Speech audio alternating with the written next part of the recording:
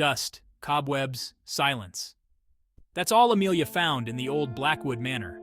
She walked across the creaky floorboards. Each step echoed in the large empty hall. A chill ran down her spine. The house felt cold, unwelcoming.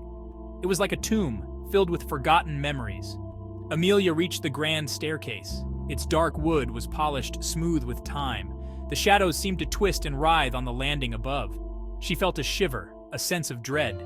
But she continued to climb, drawn by an unknown force. The air grew heavy. Each breath was an effort. The master bedroom was at the end of the hallway. The door creaked open as if inviting her inside. Moonlight filtered through the dusty windows. It painted long, distorted shadows on the wall.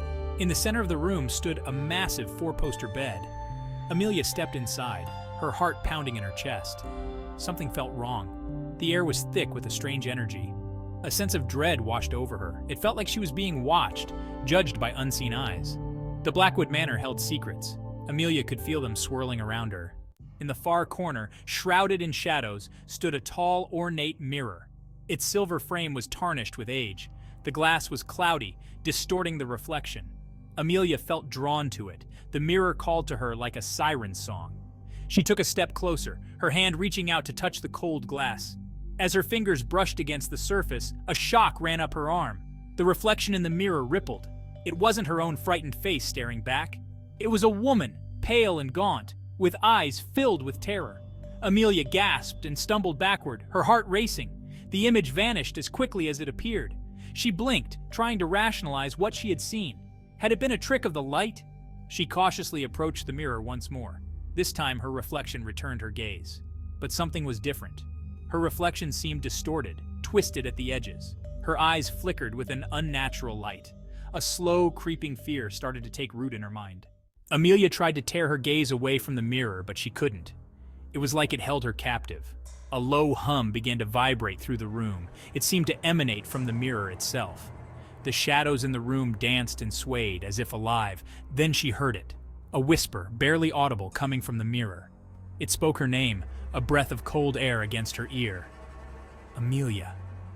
The voice was hollow, filled with an ancient sorrow. She stumbled back, her breath catching in her throat. Terror tightened its grip on her. The whispers continued, growing louder, more insistent. They spoke of darkness, of despair, of things best left undisturbed. The mirror's surface rippled again. The reflection was no longer her own. It was a swirling vortex of shadows and light, beckoning her closer. Amelia knew she should run, but fear rooted her to the spot. The whispers reached a fever pitch. The vortex in the mirror pulsed and throbbed. Amelia felt herself being pulled forward. She cried out, but no sound escaped her lips. The mirror's surface broke like the surface of water. Amelia was sucked through, pulled into the chilling, silent abyss. She landed hard on cold, damp stone. The air was heavy, thick with the smell of decay and fear. When she opened her eyes, she was surrounded by darkness. Where was she? What had that mirror done to her? Panic swelled in her chest, threatening to consume her. She stumbled to her feet, her hands outstretched, searching for something, anything familiar. The darkness pressed in, suffocating, filled with whispers and rustling sounds. Then, a faint light flickered in the distance. Hope, fragile and thin, bloomed in her chest. She moved towards the light, her heart pounding against her ribs like a drum. The light led her to a vast, cavernous chamber. Torches flickered, casting grotesque shadows on the walls. In the center of the chamber stood a giant mirror, identical to the one in the manor's bedroom. But this mirror was different. It pulsed with an eerie internal light. As she watched, horrified, a figure began to emerge from the mirror's depths. It was a woman, but twisted and deformed, her features contorted in a mask of eternal suffering. She reached out, her fingers long and skeletal, scraping against the glass.